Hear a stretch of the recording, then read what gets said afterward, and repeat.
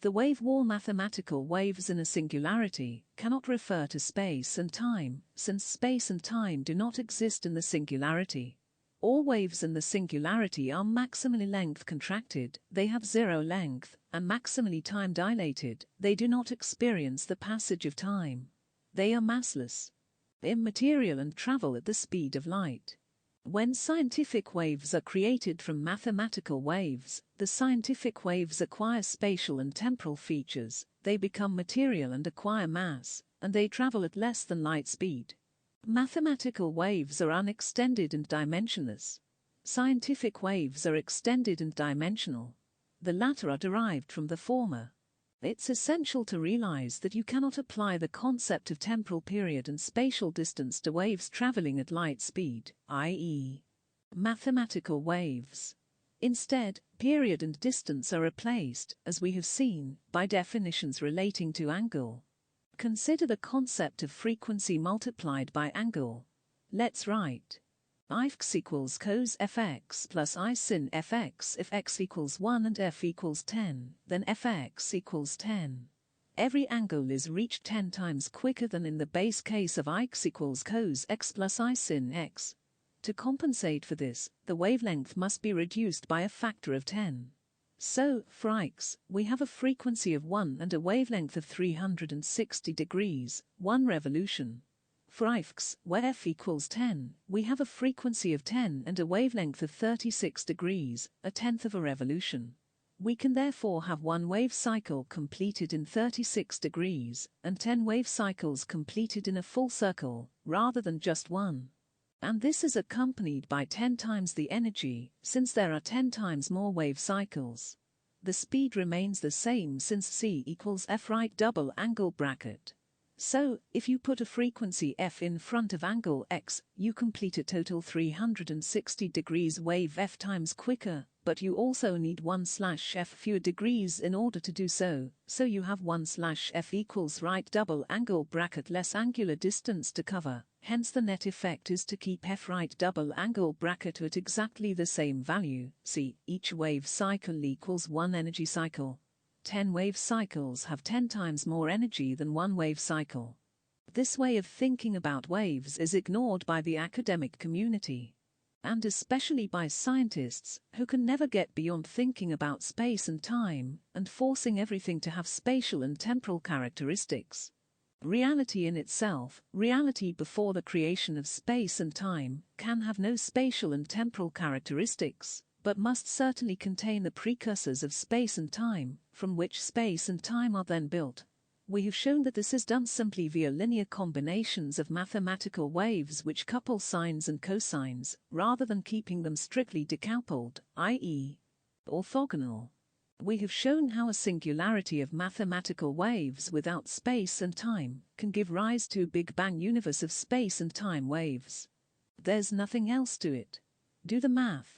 Wittgenstein, one of the most renowned philosophers of the 20th century, is remarkable for raising so many of the right questions and giving so many of the wrong answers. If you go through Wittgenstein's philosophy and more or less invert all of his conclusions regarding mathematics and its relation to reality, you will arrive at the correct answer to existence. Ontological mathematics. One key point that Wittgenstein definitely got right regarding mathematics, however, is that mathematics is pure tautology, hence can never be inconsistent and/or incomplete. Gödel's incompleteness theorems do not apply to ontological mathematics, which is constructed from a single formula, the God equation, but do apply to mathematics based on multiple axioms selected by humans, which destroy the tautology required of true mathematics. In order for tautology to be restored, all true mathematical axioms must be derived from a single axiom, an arch. They are therefore all expressions of the same thing, hence cannot be inconsistent and/or incomplete with regard to each other. Axioms, in order to support tautology, must be dependent on a single origin. If axioms are independent of each other and have no common source, then it is inevitable that they will produce incompleteness and/or inconsistency, as Gödel demonstrated. Gödel's work does not apply to mathematics itself, but to human attempts to find an arbitrary set of axioms from which to build their version of mathematics. No such arbitrary exercise can ever be valid. Mathematical semantics. Mathematics has traditionally been regarded as pure syntax, with no semantics, i.e. the claim is made that math is unreal and devoid of meaning. In ontological mathematics, it is essential to dispel this pernicious notion that math is just abstract syntax, hence made by man, and unconnected to reality. In essence, ontological mathematics contends that being concerning the questions what actually is it? What is its exact definition? What is its intelligible form? Is syntax, while becoming concerning the questions what does it do? What is it for? Where's it going? How is it experienced? Is semantics, i.e. the meaning, semantics of mathematical reality concerns the teleological development/evolution/dialectic of a living, thinking mathematical cosmic organism made of interacting, living, thinking monads composed of nothing but energy waves. Symmetry is the key to mathematical semantics. The singularity is where perfect orthogonal symmetry reigns. The Big Bang corresponds to a symmetry-breaking event, which throws the mathematical cosmic organism into an epistemological abyss, total darkness, chaos and confusion. Non-orthogonality now reigns. The perceptions of monads, so clear in the singularity, now become very murky. This is an inevitable mathematical outcome of asymmetry, which underlies friction, viscosity, spacetime, matter, temperature, entropy, gravity, and so on, all of the things associated with a physical universe, but not with a mental universe. The Big Bang is an involution event, i.e. a higher mental state produces a lower physical state. The mathematical cosmic organism then has the task of restoring symmetry, i.e. restoring a wholly clear, rational, logical, mental universe, heaven so to speak, populated by monadic gods which know, see and understand everything. The approach towards this state is what evolution is all about. Devolution involves the degradation and regression of physical states. It has no connection to involution, which is about optimal mental states giving rise to suboptimal physical states of maximum potential and minimum actualization. Evolution involves the replacement of physical asymmetry by mental symmetry, and monadic minds are what achieve this outcome, i.e., mind overcomes matter, whereas, at the Big Bang, matter overcomes mind, or, rather, mind abandons itself to matter. It commits divine suicide, so to speak. This process provides the basic concept of the semantics, the meaning, the purpose, the teleology of a mathematical universe. People's lives become more meaningful and real to the extent that they align with this agenda, which entails that they become more and more rationalist, more and more mathematical. We bring the universe mathematically to its conclusion, its omega point, because we ourselves become perfect conscious agents of mathematics, with complete clarity of purpose and understanding of the task in hand and how to achieve it. To put it another way, all monads start off competing with each other irrationally, non-mathematically, hence we get the savage law of the jungle.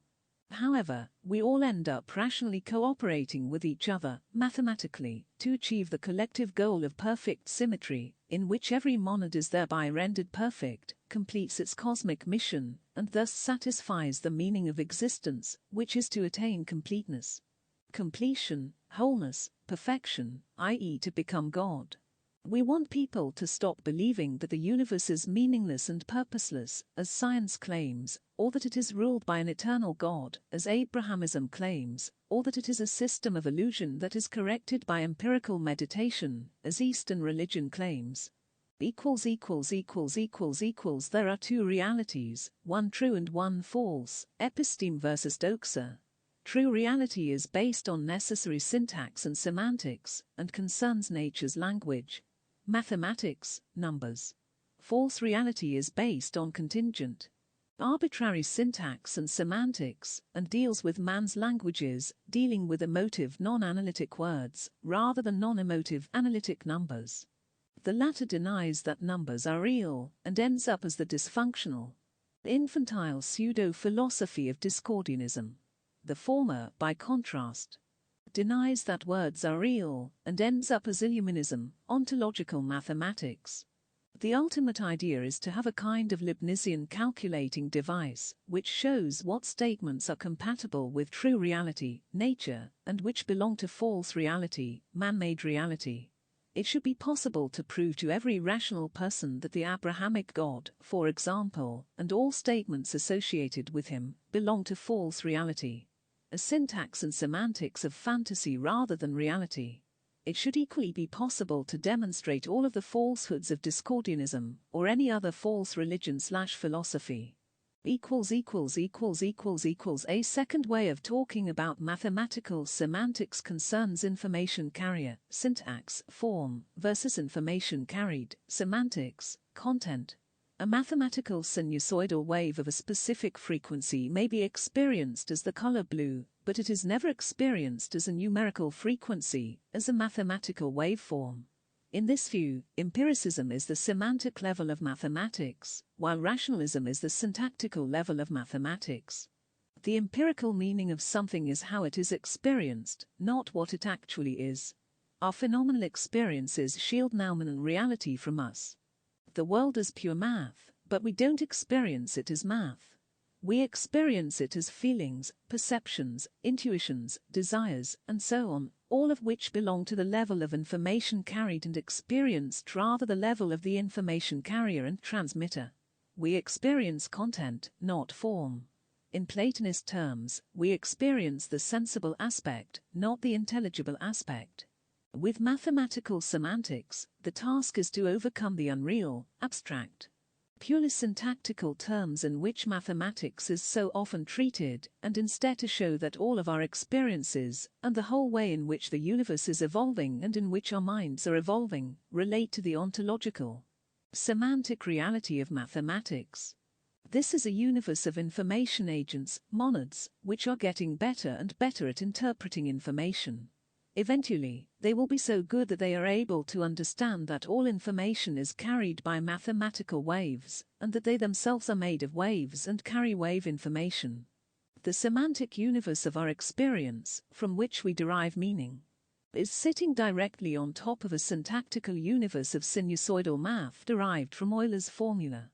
The mathematical form is the nominal level of reality, while the mathematical content, information carried, is the phenomenal level. Humans are attuned to phenomena, not noumena. Only our reason and logic can access the hidden nominal level that defines existence, and which provides the answer to existence.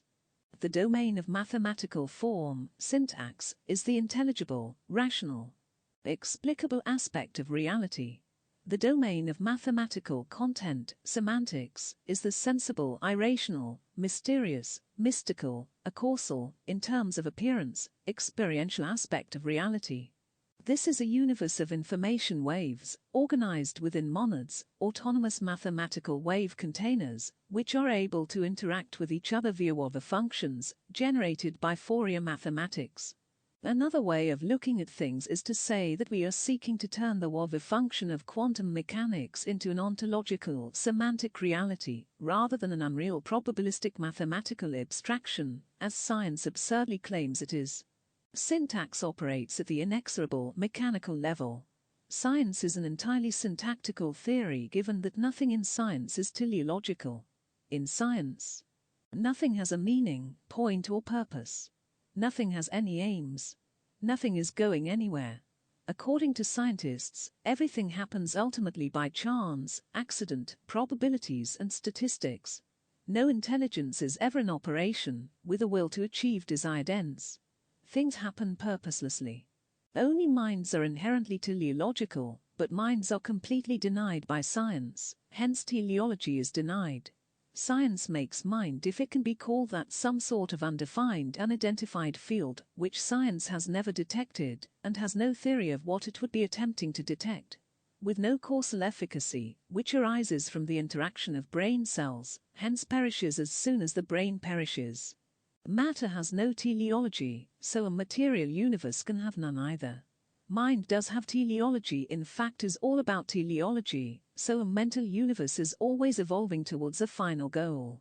It is inexplicable in scientific terms that all human beings are teleological. We are all driven by purposes and meaning, given that, according to science, we are made of dead, inert, lifeless, mindless lumps of matter with absolutely no purposes and meaning.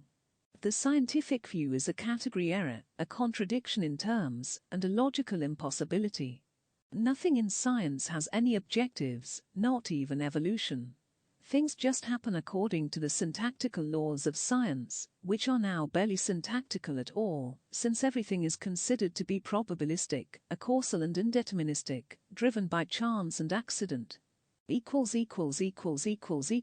math is regarded as unreal, abstract and syntactical, science is regarded as real, concrete and syntactical. Math and science are both regarded as non-semantic. Neither is regarded as having any meaning whatsoever. Meaning is left to religion and philosophy. Neither has any purpose. Again, that is left to religion. A semantic layer requires a mind to confer meaning on processes and events. Without mind there can be syntax only. A further consideration is unconscious versus conscious semantics.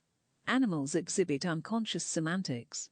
Humans exhibit conscious semantics, but rely on man-made language and stories to assign conscious meaning. A proper conscious semantics should rely on natural mathematics and rationalism, rather than on silly, invented stories, of which religion is the supreme example. Descartes asked why we find in our minds an idea of supreme perfection, even though we know we are imperfect. He concluded that God was the cause of this idea of perfection. In fact, it is mathematics that causes our idea of perfection, and also our idea of the infinite, the all-powerful, and the omniscient. Math causes this knowledge intuitively, unconsciously. In conscious terms, we attribute it to anything other than math, and average humans especially attribute it to God. God is really just a personification of perfect math. People don't understand the mysteries of math, so they convert them into the mysteries, the stories, of mythical beings, or just one super being. Matter always acts syntactically.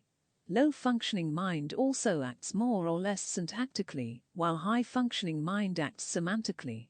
As we ascend the unconsciousness ladder from minerals to plants to animals, more and more semantics becomes involved. Consciousness is entirely semantic.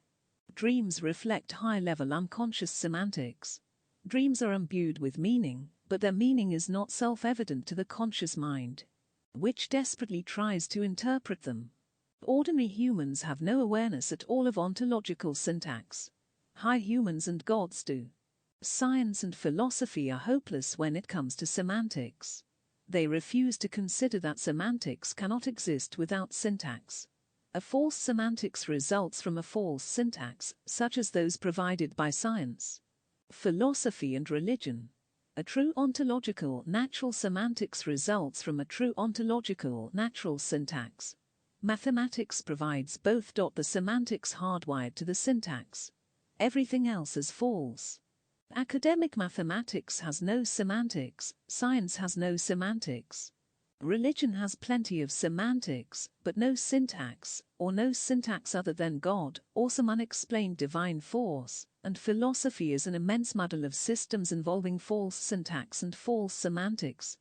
Ontological mathematics cuts through all of the crap and provides a total, analytic, rational, logical solution to everything. David Hume. Anti-soul man. For my part, when I enter most intimately into what I call myself, I always stumble on some particular perception or other, of heat or cold, light or shade, love or hatred, pain or pleasure. I never can catch myself at any time without a perception, and never can observe anything but the perception. If anyone, upon serious and unprejudiced reflection, thinks he has a different notion of himself, I must confess I can reason no longer with him. All I can allow him is, that he may be in the right as well as I, and that we are essentially different in this particular. He may, perhaps, perceive something simple and continued, which he calls himself, though I am certain there is no such principle in me. David Hume, A Treatise of Human Nature. Here we see the classic position of the empiricist. These people cannot get beyond their perceptions. They are so irrational that they cannot grasp that their perceptions themselves must have an ontology, which cannot be perceived. You experience a perception, but you don't experience what the perception is made of, what conveys it, what set of laws it obeys. Of necessity, perceptions conceal what they are made of. We are dealing with a dual aspect ontology, a two-sided coin. If your perceptions are attuned to heads, you will never see tails. If a coin always lands heads up, you will never see tails, but that doesn't mean tails doesn't exist. In terms of the dual aspect ontology of the information carrier and the information carried, you always perceive the information carried and never the information carrier. A rationalist works out that the information carrier must exist. An empiricist, such as Hume, does not. He maintains that anything that cannot be perceived does not exist. He denies his own soul, his own self. Simply because he cannot perceive it. It is not something that can be perceived. It is the perceiver himself. A perceiver's mind is full of perceptions, but none of those perceptions can be of the perceiving mind, since the mind is the collective perception carrier, not the individual perceptions it carries. You cannot perceive the perception itself as well as what carries the perception, since that would require two independent perception systems, one for each side of the coin. A human cannot see heads and tails simultaneously. You would need an entirely different way of perceiving reality to see both sides of the coin at once. Empiricism deals with the layer of what we perceive, the information carried, while rationalism deals with the layer of what we don't perceive, the information carrier. A rationalist accepts that empiricism must exist too, in order to reveal both information carrier and information carried, cause and effect. However, the converse is not true. Empiricists do not accept that rationalism must exist too. As the likes of Berkeley and Hume fanatically argued, what we do not perceive does not exist, even though it rationally must. The absurdity of this argument is fully revealed as soon as we consider what a perception is made of. It plainly isn't made of nothing, so must be made of something, but we do not perceive what it is made of, hence what it is made of cannot exist, by empiricist logic, and if what the perception is made of cannot exist, then the perception itself cannot exist. Which makes empiricism absurd, and more or less insane. Perceptions are not free-floating nothings, made of nothing, and obeying no laws. They are not miraculous and magical. They are actual things, with an ontology, and reflecting an epistemology. Tragically, this empiricist irrationalism and lunacy is found everywhere. The bizarre religion of Buddhism is all about empirical introspection, and rationalist ontology is totally denied. The Buddhists, long before Hume, denied the existence of the self, the soul. Buddhism is empiricism as a religion. It is the purest anti-rationalism. It does not invoke a single rationalist argument, and any reason it deploys is strictly empiricist reason, which is inherently false reason since true reason is rationalist reason. Science, catastrophically, shares the empiricist worldview, hence rejects rationalism. Science always reasons wrongly. It is wholly dependent on rationalist mathematics, yet rejects rationalism. It doesn't even use empiricist reason properly, since it routinely invokes things that cannot be perceived, abstract, unreal probability Wöver functions, singularities, and, above all, laws of science that cannot be perceived, and which are eternal, immaterial, and have no specified location, and no ontology. Everything about science is fundamentally contradictory. Scientists are so inept philosophically that they cannot grasp that the subject they swear by is a joke and an enemy of reason. Science can, however, be readily cured by being converted to ontological mathematics. Sadly, it's much harder to cure scientists themselves. They are irredeemable empiricists, anti-rationalists.